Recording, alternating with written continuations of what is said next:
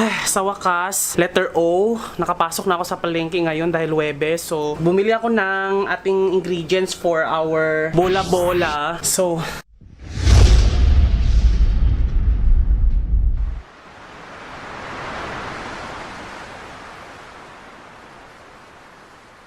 meron lang akong natitira na halos kalahati na parami ang ating i-re-ref ko to, and then bukas baka makabili ako ng flour or all-purpose flour. Titingnan natin kung pwede ba tong gawing patty or yung patty mismo, so yung or di kaya bola-bola, pwede natin gawin tong bola-bola. Titingnan natin kung haluan natin to ng flour, kung ano lang yung pwede nating mahalo bukas. Kasi nakalimutan kong bumili ng flour talaga dahil nagmamadali ako, dahil bukod sa nagtitipid, nagmamadali ako dahil nga COVID. So natatakot akong lumapit ng mga tao doon.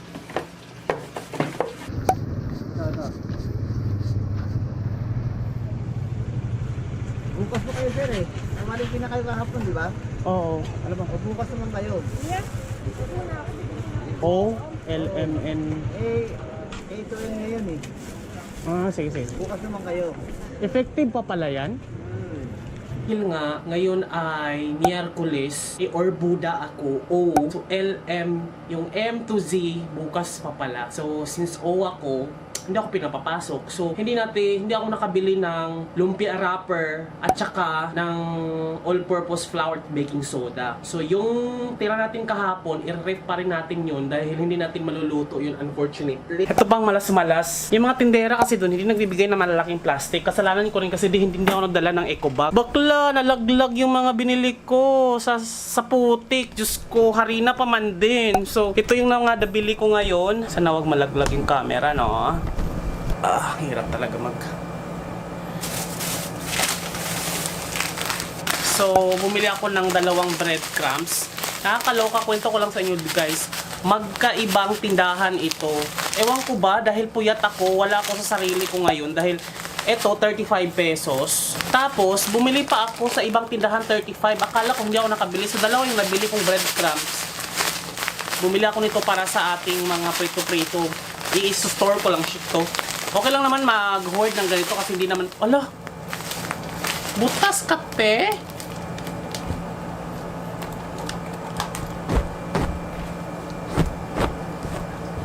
Butas nga siya. Buisit na itong tindera na to. Ano ba ngayon na malas-malas ko namang araw na to? 11 pesos lumpia wrapper. 20 pesos kamatis. Crispy fry para sa chicken, dalawa siya. So 40 pesos, tigdi 20 isa. Oh my god, ito yung nalaglag, arena. Alcohol natin.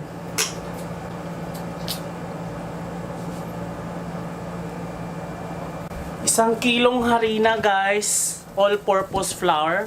Nakalimutan ko kung magkano to. Kasi ipon-ipon na siya eh. Ito, butter, dairy cream, 38 isa.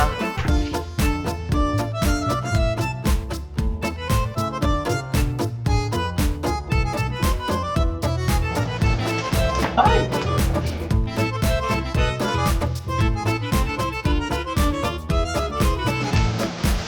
Ito ay hipon. Hipon na halagang 240. Para sa buttered shrimp. Baking powder. Guys, ito yung natira natin na binlend natin na singkamas, carrots, sibuyas, bawang, paminta. So, lahat nandyan na. Gagawin na natin itong bola-bola ngayon. Since medyo mas marami yung extender, parang medyo hindi mo na malasakan yung corned beef dyan dahil nga sobrang tagal na, na naka-ref. Mga 2 araw siya naka-ref. So, bumili ako ng halagang 30. Ito 30 pesos to guys na karne. Ginilings. Ihahalo natin siya dito.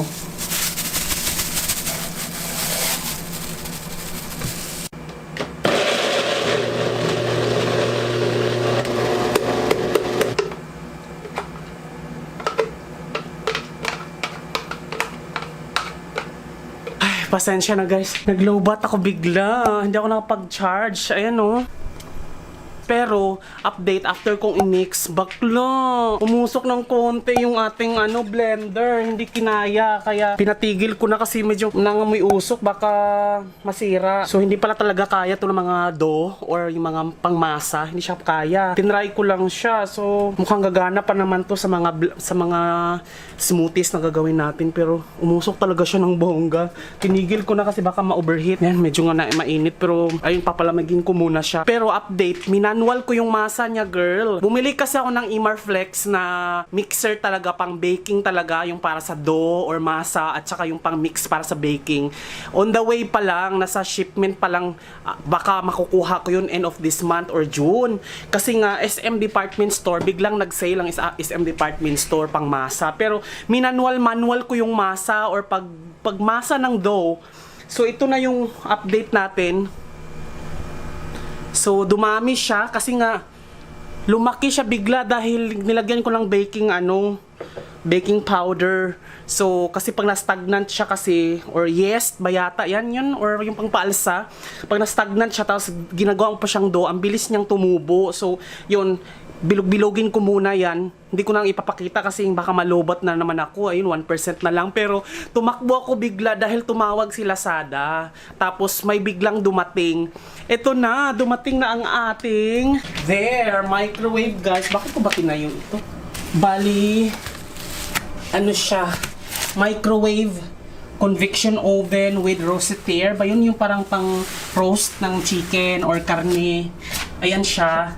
So, ngayon lang siya dumating. So, in-order ko siya, guys, ng May 16. Na-ship siya ng May 19. Tapos, ngayon, 11, 24, May 21. So, 16, 17, 18, 19, 20, 20. So, 5 days lang, nakuha ko siya. So, very blessed kasi biglang nag-flash sale si Lazada. As in, biglaan lang talaga yung sale nila na parang limited lang, in just 8 hours lang yata yun. So, nakita ko to. Ngayon, ang presyo nito, nasa 4,300. Nakuha ko lang to 2,990. Tapos shipping fee na 400. So parang nakuha ko lang siya ng 3,400.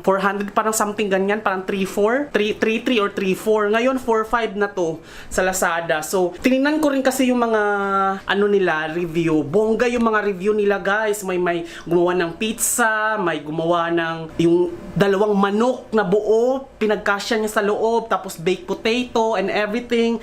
Wala nga lang tong air fryer. Kasi 'di ba bumili ako ng bukod na air fryer. So, pero ito pwedeng mag-bake na dito. Tsaka yung mga pizza dahil or mag-lechon manok, ganyan dahil nga convection oven na rin to. So, natin to. Hayaan nyo i-unbox natin to separately video sa ibang video, i-unbox natin yan. Tapos tapusin ko muna yung pagmamasa, ha, kasi nga sobrang lobat na. So mamasahin ko muna to, pag bilog-bilog na, tsaka ko na to i-continue yung video. Dumami siya, bakla, parang good for 5 person yata yan. Dumami na yung bola-bola na yan. 2,000 years later. After, siguro nagminasa ko siya ng 15 minutes tapos binuo-buo ko siya. Ito na po ang ating bola-bola. Yan, so piprituhin na lang natin siya. So, kung nagtaka kayo, bakit magaling ako magmasa na hindi madumi, hindi messy, tingnan. Well, messy talaga siya to begin with kasi nga harina naman siya, kaya nga siya may ganun-ganun, no?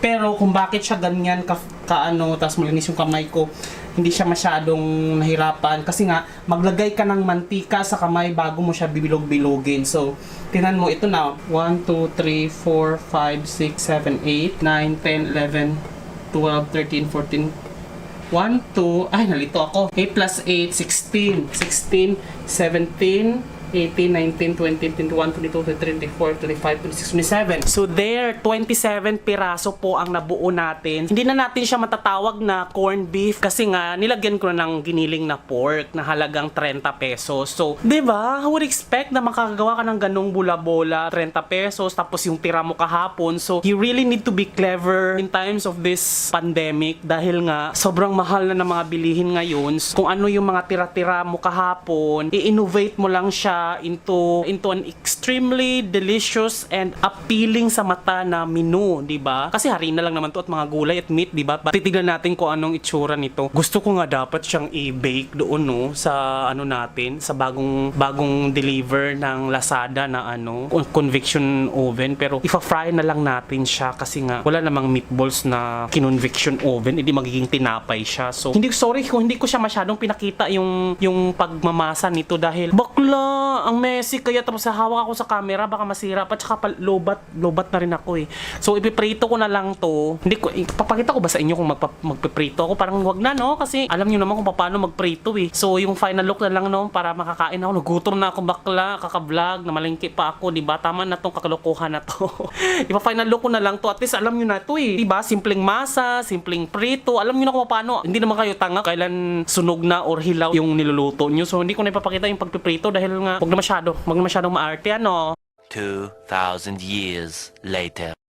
Ay nako, alam niyo guys, walang halong biro talaga na na ako, medyo nanghihina na ako sa gutom. 12 na kasi, hindi pa ako nag-almusal.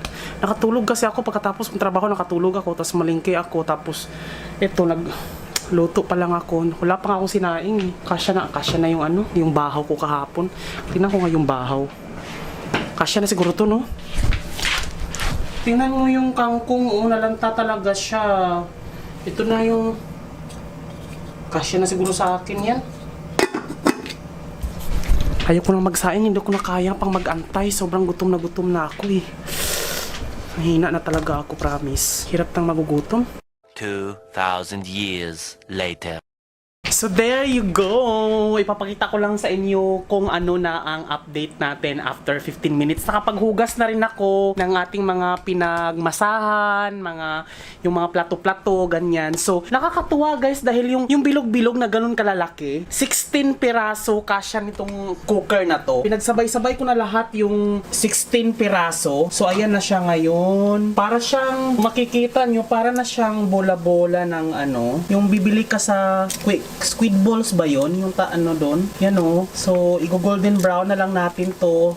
Hopefully masarap to papakin. Nasunog na yung iba. So kasya yung guys 18 na piraso ay 16 pala, 8 plus 8 so 16. Pwede na yung ganitong lutuan. Kung gusto niyo makita tong lutuan na to, quality to, I'll put the unboxing and testing video review video vlog dun sa description down below. Tapusin ko lang to. Bukod sa ating i-unbox na convection oven plus rotisserie?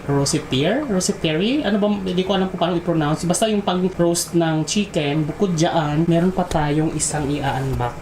So, excited na ba kayo? Marami tayong i-unbox. Tapos, na-unbox ko na rin yun. Yan, na-unbox ko na rin yan. So, kung ano yung mga yan, abangan nyo sa mga vlogs ko, next vlogs.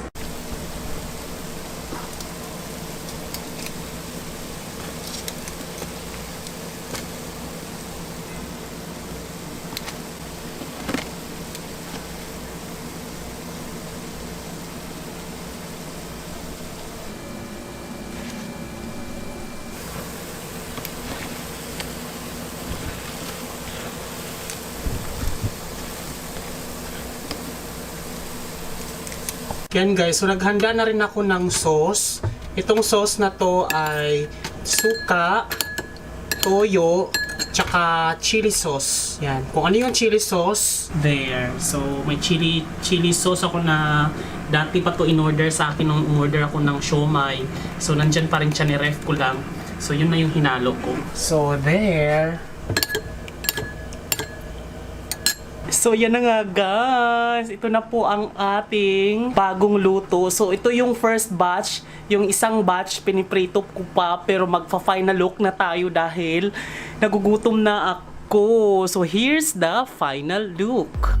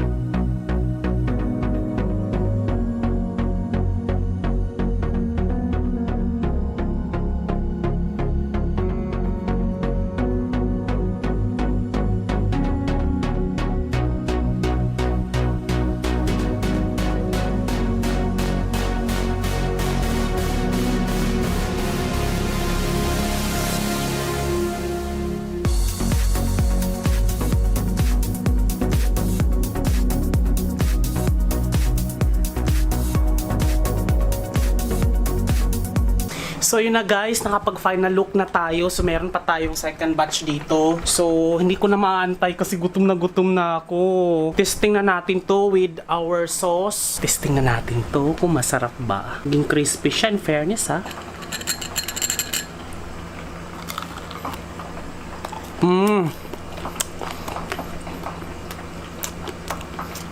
Masarap siya. Papakin ko na lang kasi konti na lang yung kanin ko eh.